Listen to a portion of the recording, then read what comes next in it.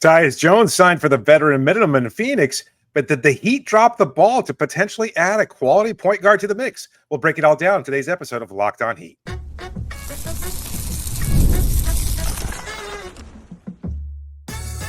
You are Locked On Heat, your daily Miami Heat podcast, part of the Locked On Podcast Network, your team every day. All right, welcome to Locked On Heat, your everyday podcast on the Miami Heat, whether you're tuning in on YouTube, Odyssey, or your favorite podcast app. Thanks for making Locked On Heat your first listen every day, Monday to Friday. I'm Wes Goldberg, editor at allyoucanheat.com, here with David Ramil. Both of us are credentialed Heat media members, and today's episode is brought to you by Game Time. Download the Game Time app, create an account, use the code LOCKEDONNBA for $20 off your first purchase. Terms apply. Before we get to whether or not the Heat missed out on signing Tyus Jones, let's talk about the news that the Heat have waived Zyon Pullin and signed Josh Christopher to a two-way contract. David, let's just jump right in. Were you surprised by the move, or that they waived Pullin and maybe not Drew Smith? Well, I think they're still kind of maintaining flexibility. We've been pretty consistent in saying that when you look at the two-way situation, there has to be a level of flexibility in terms of your decision-making process. None of that is a guarantee that you'll be added to the roster for any kind of sort of full-time basis, or that you'll even carry Christopher on a two-way into the regular season. Like, there's a lot of time in between now and when they have to make that official. And so I think it's a positive sign, though, for Christopher, that I think he's certainly earned it. We talked about it following his performance in Las Vegas Summer League, winning MVP in their championship game. He had a great summer. He's put in the work. He's been with the team for a while. All that matters. And they felt comfortable that he's going to continue to grow and develop. At the same time, Pullin, unfortunately, really didn't stand out. He didn't really earn much of an opportunity. He really didn't show out much when he was given those opportunities. Lost his starting job to Isaiah Stevens. So it was a number of factors that were going against Pullin, unfortunately, which isn't to say that he might not be added to the Sioux Falls Skyforce anyway. If they feel comfortable and they liked what they saw in him in the first place, they could still add him to that roster, just not necessarily under a two-way contract. But for Christopher, it gives him a little bit more stability and certainly a little bit more money. And now he can go into training camp feeling confident, feeling good about his place with the team, and continuing to work on what he was able to do in Las Vegas. Feels like now the Heat are comfortable with Josh Christopher and Keyshawn Johnson as two of the three two-way guys. And the Drew Smith thing is still a little bit up in the air. Like I said, I know that Heat fans are a little like, why are we bringing back Drew Smith again? Like, we've waived this guy 4 different times. Like, what's going on? Let's remember, this guy earned a standard roster spot last year, and he's kind of been demoted back to a two-way contract, right? Because he's coming off the ACL injury and all these things, but he had some moments before he had the season-ending ACL injury at the end of November. This is an organization that clearly likes Drew Smith, and so if it's between Drew Smith, even an unhealthy Drew Smith, and a Zyon Pullin who is unproven completely, then they're going to say, you know what, we're going to go with the guy who had a year ago earned a spot on the roster, and we could still kind of keep him within our organization here. Now, that's not to say that Drew Smith is going to keep that job. I would imagine that everybody's hopeful that Drew Smith will be ready to go by training camp in October. And if he's available in training camp and in the preseason, he'll have a chance to keep that two-way spot. But if not, and somebody else jumps up and says, you know what, and earns that final two-way spot, they can give it to him. But, you know, Christopher was the main priority. Isaiah Stevens is, I don't know where he is on the priority list, but it doesn't really matter because they're not in a rush to do anything because he's on an Exhibit 10 contract, which is a training camp invite. So he's technically sort of under contract. So a team can't come in and snatch up Isaiah Stevens. They can't do that right now. The Heat don't have to make a decision on that Exhibit 10 deal until opening night of the regular season. So there's no rush to figure this out with Stevens. So why would you bother with it? There was a rush to probably do something with Josh Christopher, who had no contract and had just won the Summer League MVP. So I'm sure some other teams came calling for Josh Christopher. That's not reporting. That's a guess, but I'm sure it happened.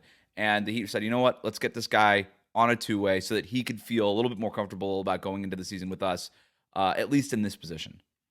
Yeah, I think it says a lot. Obviously, like you said, not reporting anything necessarily, as we haven't kind of dug around to find out what teams may have inquired about Christopher's status. But you have a strong showing. You put up a strong offensive game. You're a first-round pick. You're an established name of some note. You know, obviously everything's relative at this point in time. But I think given the strong performances over Summer League, it's enough for a team to say, you know what? He was a first round talent at some point. It just took him a couple of years in a bad Houston team to kind of figure out what his place in the hierarchy would be. And with the Heat molding and the experiences that the Heat have been able to imbue him with, I think it really went a long way for teams around the league to go, you know what? They've really turned this guy into a good, serviceable player. I want to be in on that. And the Heat smartly said, you know what?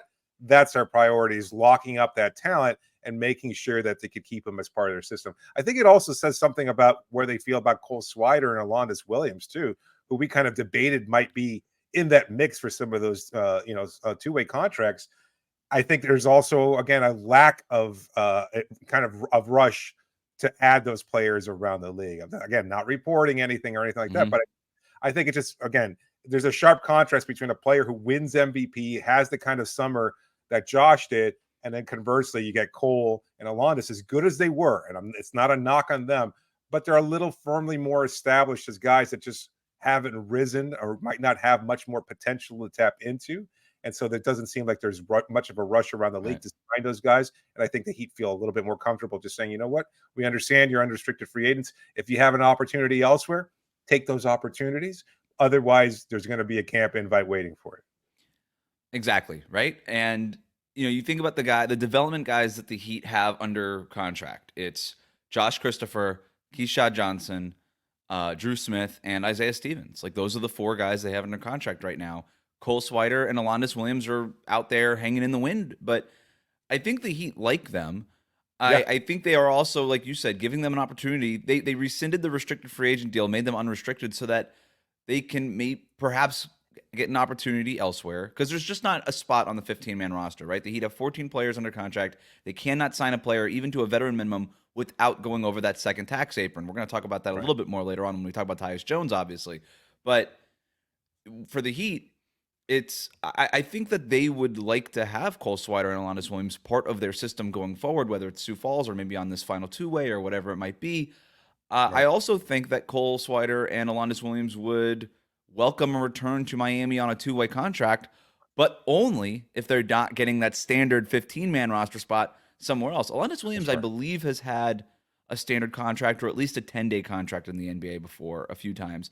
Cole Swider has, I think, earned a standard roster spot somewhere. I mean, the guy shot 50% from three-point range during Summer League, was almost 50% from three-point range in the G League for the Skyforce last year. Like, this guy, it's just really hard to be that good of a shooter and not get a chance somewhere in the NBA. So we'll see what happens with these guys. But for now, the Heat have decided, okay, we really like Keyshawn Johnson. We really like Josh Christopher. We're still not giving up on Drew Smith. And we feel good about having Isaiah Stevens on this Exhibit 10 deal. We feel good about those four. We'll see what happens with the rest of these guys. And those are really the names there, I think. I don't know that anybody else during Summer League really stood out for Miami. No, I think that's it. Keyshawn, again, I think he showed enough that despite injury and despite the fact that he didn't play for a number of games in Las Vegas. 3 games he missed, he had still done enough behind the scenes and everything else in those few games that he did play to kind of make a strong impression with the Heat. Again, nothing guaranteed, and we have to keep that in mind. Like, we're talking about guys that are fighting for the very last scraps on the table here, but at the same time, I think he's earned a spot, and he must have been so impressive that they feel so comfortable that they're not kind of tanking that two-way away from him at this point in time, being that he had a strong showing, and that they feel comfortable as a guy who can go to camp and continue to build off what he did, not just there, but also at the California Classic before Vegas. Realistic expectations now for Josh Christopher on a two-way, assuming that he keeps that two-way going into the regular season, which we're assuming. This is not a guy who's going to get a nightly rotation spot. Nope. We got to keep in mind, these guys are on two-way contracts. They are limited in the amount of games that they're allowed to play in the regular season. They are not allowed to play in the playoffs. That's not to say that he can't be added to the roster later in the year, mid-season, when that prorated contract, the minimum contract, becomes such that it would fit under that second tax apron. So maybe that's the plan with him or Keyshawn Johnson or whatever. But right now, as great as he was in Summer League, he earned the two-way spot. That's the reward. I don't know that we can start. I don't know that he's. Well, I do know this. He's not somebody that you're going to put into the nightly rotation, right? That he just has too many guys over him. But there's enough there that you like that he could be someone who earns a rotation spot later, or obviously gets to play when guys are hurt or whatever. There's going to be that game and you know the tough spots of the season right in mid-February, right before the All-Star break. He's going to have like a 22-point game going up against some Eastern Conference opponent or something like that. It's going to be like the Josh Christopher game, and then it'll spark a new round of conversation about, well, why isn't this guy getting more playing time? It's like, well, you know what? It's a very, very rare occurrence. There's a reason for that. Or maybe that, remember that Victor Oladipo game at the end of the season against Orlando where he had 50 points, and it was like half a team that he was facing. Everybody was like, this guy should have been playing the whole season. He's the star of the making here, et cetera. It was just, there's always these games, those random occurrences. I'm looking forward to it. It's valuable content for us. It's valuable content for us. It is. And at the same time, like, I'm happy for him. Like, I mean, you wish the team had more two-way contracts that just dole out, and maybe that's a change for the future. But for now, you know what? He's got an opportunity. Had a great showing. He's taken the path, and it's been a difficult one, but he's earned this, and so hopefully he'll continue to keep building on it. They've already moved it up from 2 two-way contracts to 3 two-way contracts. They changed that going into last year, maybe going into the year before that. Yeah. The real change, we don't have to do a whole thing on it. I think the real change is to maybe increase the pay scale in the G League, and maybe that's something that happens. I don't know that that's been reported with the new media deal, but the G League is enough of a resource to these teams now. I think all 30 teams now have a G League affiliate now. I think Phoenix was the last one holding out, and I think they finally did it under Ishbia. And so that would be sort of the next step. I wouldn't mind doing some reporting on that and figuring out if that's the plan. But anyway, different topic for a different conversation. Meanwhile, Tyus Jones signed with the Phoenix Suns over the weekend. It's fair to wonder if the Heat could have signed him had they made some different decisions earlier in the summer. We'll tell you who the Heat chose over Tyus Jones in the next segment. Today's episode is brought to you by Game Time. Last-minute killer deals, all-in prices, the views from your seat feature, and their lowest price guarantee, all that and more. That's what takes the guesswork out of buying tickets, and that's what makes Game Time the best place to get your Major League Baseball tickets, or for anything you might be looking for, whether it's comedy, maybe a theater ticket, maybe, again, a concert, whatever you're looking for. Maybe you're in town. I said it before. It happens all the time. You're in town unexpectedly. You've got a little bit more spare time than you expected. You say, let's go check out a local baseball game or something like that. Maybe one of your teams is playing there. You go check it out. You wait till the first pitch is thrown, and all of a sudden the prices drop dramatically, and you get the best price available, but only if you use the Game Time app. That's what makes it so convenient. Again, you can save up to 60% off buying last minute tickets for sports, concerts, comedy, theater, etc. So take the guesswork out of buying tickets with Game Time. Download the app, create an account, and use the code Locked On NBA, and you get $20 off your first purchase. Now, terms do apply, but you create an account, redeem the code LOCKEDON NBA, and you get $20 off your first purchase. Download Game Time today. Last minute tickets, lowest price guaranteed. We'll be right back. Thanks for making Locked On Heat your first listen every day. Miami Heat talk every day, 5 days a week. If you're new to us on YouTube, hit that subscribe button, and you can also follow us on your favorite podcast app. Tyus Jones signed a 1-year, $3.3 million deal with the Suns over the weekend. Essentially amounts to a veteran minimum. The Heat fans saw this, immediately started asking why the Heat couldn't have done it. I get it. As we know, the Heat looked into Tyus Jones before the season's trade deadline last season. So there's definitely some interest there, right? They obviously ended up going with Terry Rozier there. But Tyus Jones was a free agent this summer, unrestricted, went unsigned for a very long time, surprisingly so. The Heat filled out the roster earlier in the summer by bringing back Thomas Bryant, Kevin Love, Haywood Highsmith. They signed Alec Burks to a veteran minimum. If they had not signed basically any of those guys, they could have afforded Tyus Jones on that contract. Here's the thing, David, and it's a part that I think has gone either underreported or overlooked in this whole deal. I still don't think that I don't think the Heat would have been able to sign him anyway. Not because they couldn't have afforded it at $3.3 million, but because I don't know that he would have taken it even at $3.3 million. It sounds like Tyus Jones, he put out this whole statement kind of doing the whole PR spin part of like, here's why I took less money thing. And in that statement was basically what sounded like a promise of a starting job. I don't think he's getting that in Miami. This is a guy who wanted a 1-year prove-it deal because that other deal that I'm assuming out there that the deal that he wanted wasn't out there. Very similar to what happened with Caleb Martin. So he said, you know what? Let me take 1 year with a I don't know, championship contender. I guess you could talk yourself into Phoenix being a championship contender. I don't think you and I believe, but that doesn't matter. That we're not the ones making this free agent decision. He is. But he said, you know what? I can go start next to Kevin Durant, Devin Booker, Bradley Beal, and maybe I could be the thing that takes that team over the top or helps that team go further in the Western Conference. And then I'll be an unrestricted free agent again next summer. And then I'll try to get that contract that I was looking for this summer. The Heat would not have been able to give Tyus Jones that starting spot. So I think if all things were even equal, he still would have ended up going to Phoenix. Absolutely. I agree 100%. I think that's what's being kind of overlooked here. Heat fans are viewing it as Tyus Jones versus Alec Burks or Tyus Jones versus Thomas Bryant. And in a vacuum, obviously you take Tyus Jones. He's a far better player, even though I think maybe there might not be an immediate, I don't think there really is a need for him. We've talked about this a lot. Everybody's kind of obsessed with this idea of, well, why haven't the Heat added a true point guard? Well, because the Heat don't really use a true point guard. They haven't for years. And there are enough players on this team, from Bam Adebayo to Nikola Jovic and everybody in between, that can bring up the ball and initiate offense, et cetera. So it's not like they interrupt 1 second. Sorry, because I think people will be like, well, Kyle Lowry was a true point guard. But I agree with you. They didn't really use Kyle Lowry as a true point guard all the time, which is why it was a little bit of a struggle there, right? So they did as much of it as they could, but it still wasn't always the smoothest fit, to your point. Right. Yeah, so I think, again, in a vacuum, Tyus Jones is a better player than all those guys, but it's absolutely the promise of more playing time, a starting role specifically, where he can showcase his skills. If he wanted that guarantee, I mean, they don't have anybody else on that Phoenix roster that is a clearly better point guard. Bradley Beal was their ersatz point guard last year. They don't have anybody on the roster that is clearly a point guard.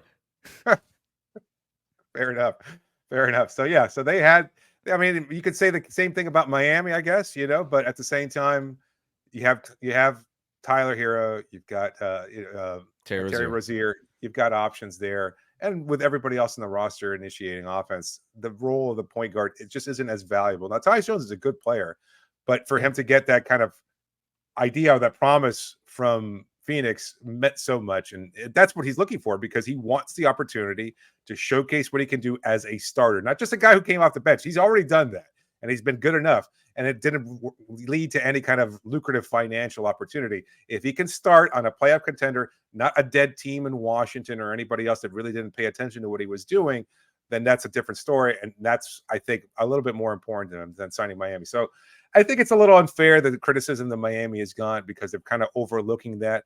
Now, you could say, should Miami, this is, I think, another spin-off question, though. Should Miami have promised him the starting point guard position? Should they have said, you know what? We're going to change our offense to accommodate Tyus Jones, and we'll figure out a way to either bench Tyler or Terry. I don't know if that's the right way to go either. Again, it's not just a matter of like getting these players. It's also about managing egos and managing personalities. And, you trade for Terry Rozier, you kind of talk yourself, and you're telling Heat fans publicly, Andy Ellisberg that is, saying, you know what, our big move of the offseason was acquiring Terry Rozier at the trade deadline last season.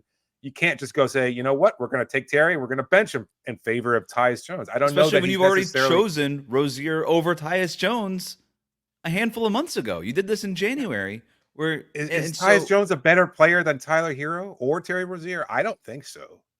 To your point, even if you wanted, I agree with you, but even if you wanted to make the argument that he is, it's not by enough that you can guarantee him a starting job at $3 million while you're paying Tyler Hero $29 million and Terry Rozier $21 million.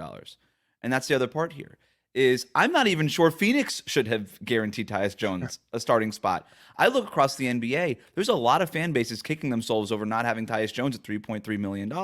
How many other teams out there could have promised Tyus Jones a starting job? Right? Is it Phoenix and that's it?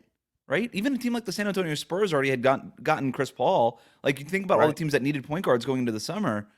Like, there's not a whole lot of teams out there that could have done this for Tyus Jones. So maybe if Phoenix isn't offering the promise of a starting job, maybe he's still just a free agent waiting for part of a mid-level exception somewhere or something like that. Or I don't know. But if Phoenix hadn't done it, then maybe there's an opportunity for Miami to come in and say, here's $3.3 million to be our backup point guard. But I think that Tyus Jones would have gotten that kind of deal from a lot of different places. So there's no guarantee that the Heat would have been in position to actually get Tyus Jones, even if he was interested in Miami. Now, look, we can quibble with the fact that they went out and signed brought back Thomas Bryant, brought back Kevin Love, brought back Haywood Highsmith, signed Alec Burks pretty early in the entire process of all of this stuff.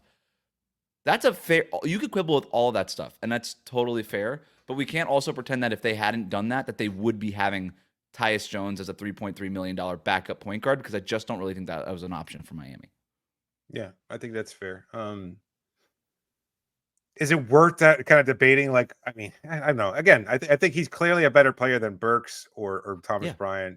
I think they had a reason for that. They settled on those. I mean, I hate to use the word settle, but I mean, they kind of did. You know, they probably kicked the tires on Tyus, and he was like, "No, I can't. Either I want something." At the time when they reached out to him, he probably either wanted something more lucrative, and he was just trying to see if anything would materialize, or again, wanted the promise, reading the tea leaves and recognizing he wasn't going to get that bigger deal, at the very least saying, you know what, I need to get a place where I need to get some playing time. It's like, well, buddy, you're going to have to fight past Terry Rozier and Tyler Hero, etc. We can't really guarantee anything.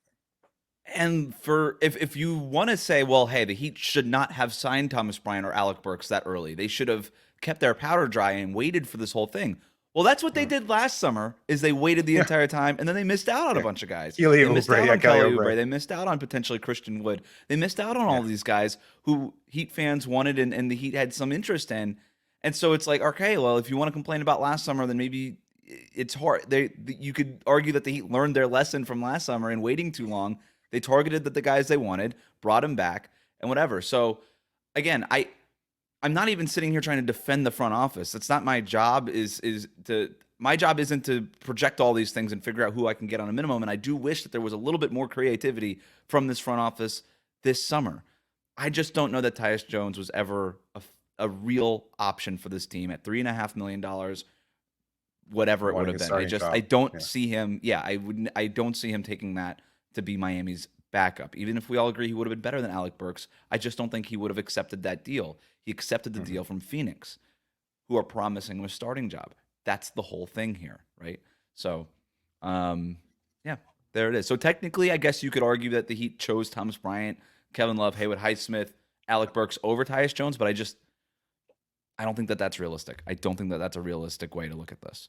Bam and Nikola Jovic squared off in their Olympic opener. I'll tell you why I was impressed with Jovic, despite him getting memed during the game. We'll talk about that after this here on Locked On Heat.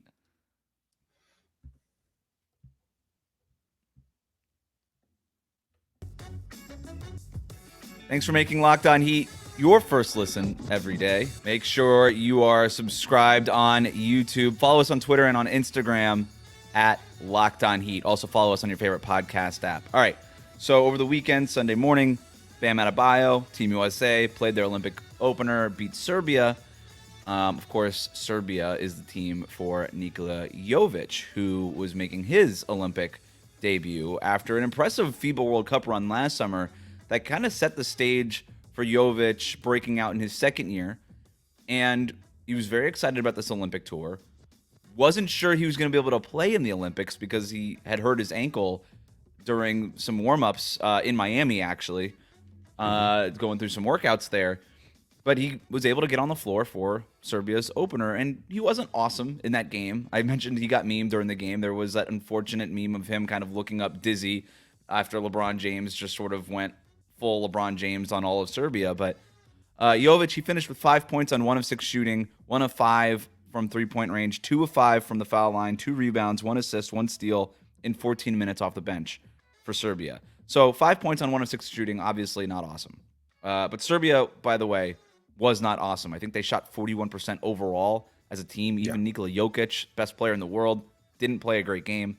Part of that was because of Bam Adebayo's defense. But here's the thing I liked about Nico, and we can touch on Bam here after this, if there's anything to say on Bam. But I love that 5 of his 6 shots were from three-point range. And I'm reminded again of that World Cup run last year that sort of set the stage for his breakout last year. And so much of it was the catch-and-shoot threes from the corner, the playmaking in the full court, and all these things. We didn't see enough of that playmaking in the full court in this game, but I love the quick trigger that this guy has with that three-point shot. And we have talked about real floor spacers and the way to sort of maximize Bam Adebayo and Jimmy Butler and all these guys.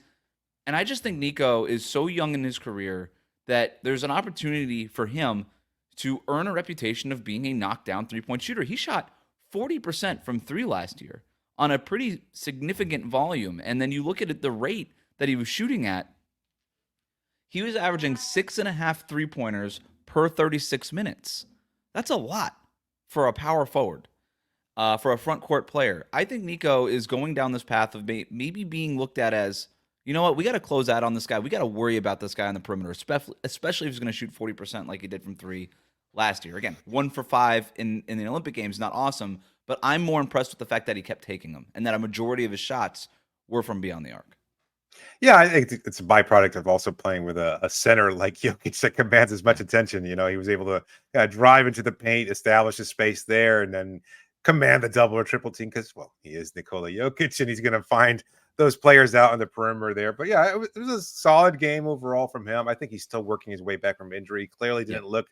He's not exactly springy, but at the same time, he didn't even look close to 100%. So kudos to him for trying to kind of work through it and represent his country and have a strong showing, etc. But yes, as far as the overall shot quality, I love it. I think it's going to be the next evolution. I think we saw some semblance of that last year as well, and I think it's going to continue to develop. It's just a matter of, well, who's the player who's going to be able to feed him the ball out on the perimeter, get him those wide open looks, who's going to command kind of somebody to draw those double teams and be able to leave him a little bit more space in the perimeter. But I think he's also willing to shoot. I mean, if I recall correctly, even against the Boston Celtics in the playoffs, as short as that was, I think there were looks there where he was taking them over players, even when they were highly contested shots, and he was just, trying to make something happen. Fortunately, it was too little too late, but it was, I think, an evolution that we saw over the course of the season where he was taking contested shots and he was making some of them too. So I think it is the next step for him is to continue to be a three-point shooter. I don't know. I don't know what it's going to take for him to gain that reputation that you spoke of regarding him being a knockdown shooter, because I think there's just still so much versatility in his game. But if he takes the majority of his shots from behind the line and is able to hit them at least 40%, certainly a step in the right direction. Going down that path, you're talking about how he was unafraid to take those contested shots. I'm just thinking like Nikola Jovic, Jaime Jaquez Jr., and even Kel'el Ware. The thing that these 3 first-round picks have in common, they're not afraid of very much, right? There's a lot of confidence that all 3 of those guys walked into the NBA with. And I was maybe mostly surprised with Jovic because he was the biggest unknown. Like Jaquez, that makes sense. Yeah. Seasoned guy in college, walks in a little bit more mature than your average rookie. Kel'el Ware is 7 feet tall, so there's just not a whole lot of things that 7-foot-tall humans ought to be afraid of. But for Nikola Jovic, who has never been to the United States, I believe, before he got drafted or before the whole draft process, I should say. Yeah. For him to just walk into the NBA and be as unafraid as he was pretty impressive. And so that's kind of, I think, the through line with all these 3 guys that the Heat have drafted. Any thoughts on Bam's game? 4 points, 2 of 6 shooting, 0 for 2 from 3-point range, couple rebounds, couple assists, whatever. Did have a very positive plus minus, and this is a whole different kind of type of conversation. Was much better. Team USA was much better with Bam in that lineup than they were with Joel Embiid in that lineup. Still, I like that he shot a couple threes. Kind of same thing with Nico. Wasn't the most productive offensive game, but I thought defensively Bam was very good, and I continue to like what I've seen from him.